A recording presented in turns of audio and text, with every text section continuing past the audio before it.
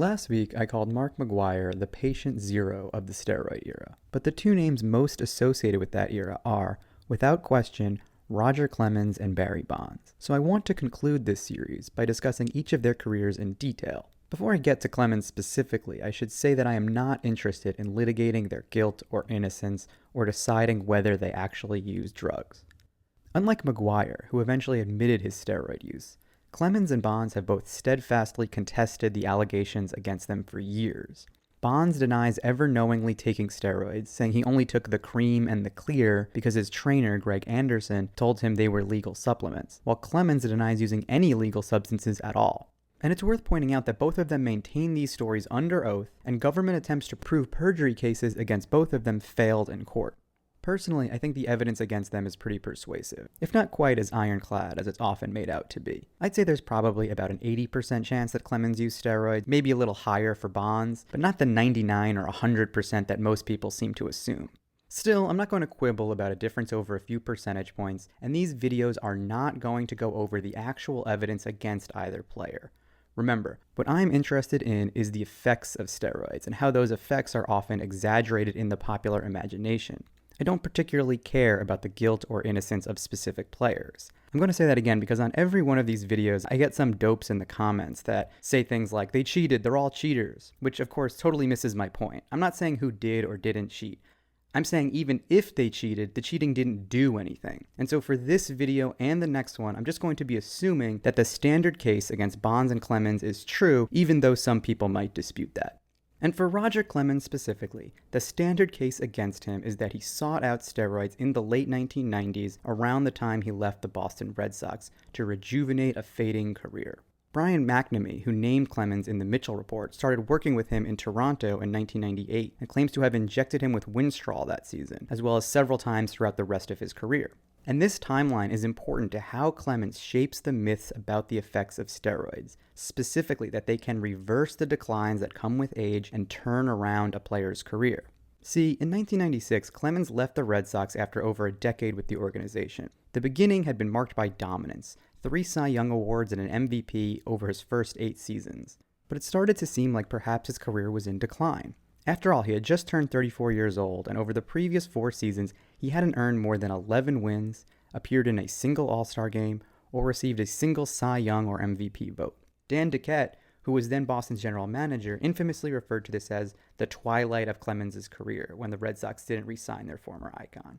At which point Roger went to Toronto, where he promptly won 2 straight Cy Young Awards. Then he was traded to the Yankees, where he spent 5 seasons and won another Cy Young Award, collected his 300th victory, his 4,000th strikeout, and got 2 World Series wins, finally shedding the idea that he was a bad postseason pitcher. Then, after retiring for a few weeks, he announced he would come back and pitch for his hometown Houston Astros, where he played 3 seasons, won yet another Cy Young Award, and collected more than 500 extra career strikeouts. He went back to the Yankees for another year before finally retiring for good after the 2007 season.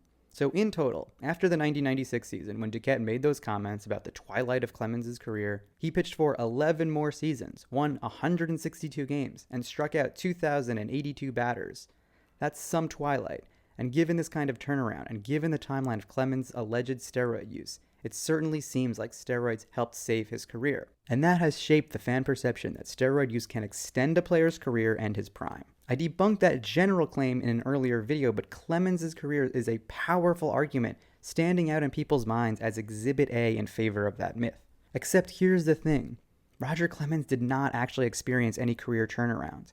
The idea that his career was on life support only to be saved by the wonders of steroids is complete bullshit that is entirely based on 2 misunderstandings. First, an overemphasis on pitcher wins and losses, and second, confusion about the context of those Dan Duquette Twilight comments. Let's start with the first one, the wins and losses. From 1993 through 1996, Clemens averaged just 10 wins a season, and in 93 and 96, his record was actually under 500. That doesn't seem like a big deal today when most fans hardly pay attention to starter wins and losses, and pitchers routinely win Cy Youngs with fewer than 15 wins. But in that era, a pitcher's win-loss record was a big deal. It was maybe the most important stat he had. In 1990, for example, Bob Welch beat Clemens for the Cy Young Award entirely because he had 27 wins. And so the fact that Clemens' win totals were so mediocre was a huge red flag, and the major reason he wasn't getting any awards consideration. But it's not like that meant Clemens was suddenly a bad pitcher. Yes, he had a couple of down years in the mid-90s, specifically 1993 and 1995 when he was dealing with injuries, but he was still better than his record suggested each year, and more to the point, he was great in his healthy seasons. In 1994, he had the highest ERA plus in the American League and was second in the league in strikeouts. In 1996, he led the league in strikeouts and was fifth in ERA plus. In September of that season, he tied his own record by striking out 20 batters in a game. Does that sound like someone whose career was in decline? Of course not, because it wasn't, and that's not really how the league felt about him at the time either. Which brings us to the second bedrock of this misunderstanding. That Dan Duquette comment about Clemens being in the twilight of his career. For years, that quote has been brought up as an explanation for why the Red Sox didn't try to re-sign Clemens, as if Duquette believed he was washed up and let him leave willingly. But the Red Sox did try to re-sign Clemens. They offered him what would have been the biggest contract in Red Sox history to that point.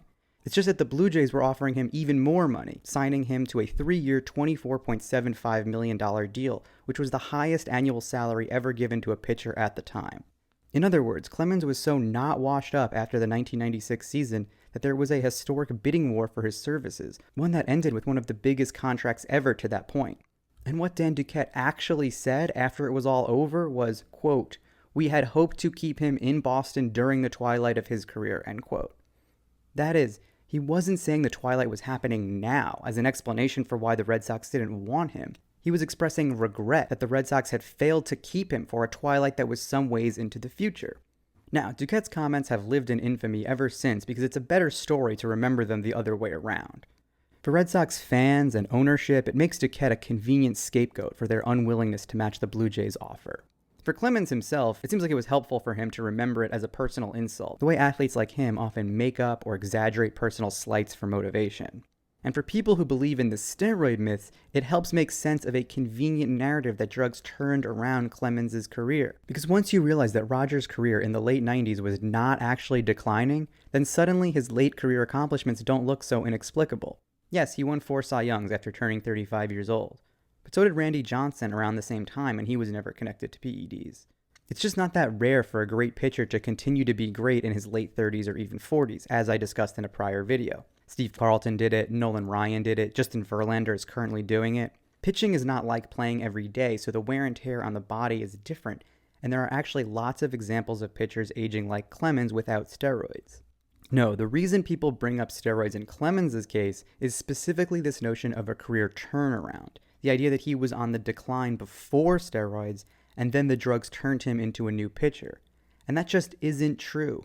If you look at Clemens' actual numbers, he was more or less the same pitcher before and after he left Boston. In his first 13 seasons with the Red Sox, he averaged 14.8 wins per year. In the 11 seasons after he left, he averaged 14.7 wins per season. Over his first 13 seasons, he averaged 8.4 strikeouts per 9 innings. Over the next 11, he averaged 8.8 strikeouts per 9. Over the first 13 seasons of his career, his ERA plus was 144. Over the next 11, it was 140. Before he left Boston, he won 3 Cy Youngs and probably deserved to win 5. After he left, he won 4 more and probably deserved to win 3 of them. He even had the same number of injury-plagued down years after he left the Red Sox. His 1999 and 2002 seasons were very comparable to his 93 and 95 seasons in Boston. A quick side note on this before and after comparison, which is that Clemens' best year was probably 1997, when he had an ERA plus of 2.22 and was worth nearly 12 wins above replacement according to Baseball Reference. But that year is right on the cusp, and it's not even clear which side to put this season on. Obviously, he had left the Red Sox at that point, but the Brian McNamee testimony that implicated Clemens dates his steroid use to 1998. And if you include 1997 with the first half of his career, then his post-steroid numbers are actually significantly worse than his pre-steroid numbers. And perhaps Clemens was using before he knew McNamee, we can't know that for sure. But either way, there's certainly no great turnaround in the data. Sometimes people like to say, oh, well, he should have declined with age, and steroids must explain why there's no dip in his production. But that's also wrong, because there was a small, slow dip in Clemens' production. After 1997, his numbers were generally worse, and he also averaged fewer innings per start in New York and Houston than he had in Boston and Toronto. By 2006 and 2007, after he turned 43, he was a part-time player, pitching only half the season each year. In other words, he did decline. He was just so great that even after the decline, he was still one of the most dominant pitchers in baseball. It was actually the kind of gentle decline that is quite common among all-time great pitchers like the guys I've mentioned. So it's the kind of decline you would expect from someone as good as Roger Clemens, even if he never used steroids. And yet, in order to justify scary stories about the supposedly huge effects of PEDs, baseball fans have invented an earlier decline in Clemens' career that simply didn't happen. Roger Clemens was not washed up or falling apart or in the quote twilight of his career in the mid-90s. In actual fact, he was so in demand that he got the biggest contract ever given to a starting pitcher to that point. And he continued pitching well into his late 30s and 40s, just like many great pitchers have, like Walter Johnson and Lefty Grove and Warren Spahn and Nolan Ryan and Randy Johnson. There's no great mystery here that needs to be explained by steroids, and so no reason to attribute such fanciful effects to drugs that did not have these effects on anyone else who tried them. In other words, there's no reason to use Clemens to build up myths about what steroids can do. But they might explain why he threw that bat at Mike Piazza. I don't know about that.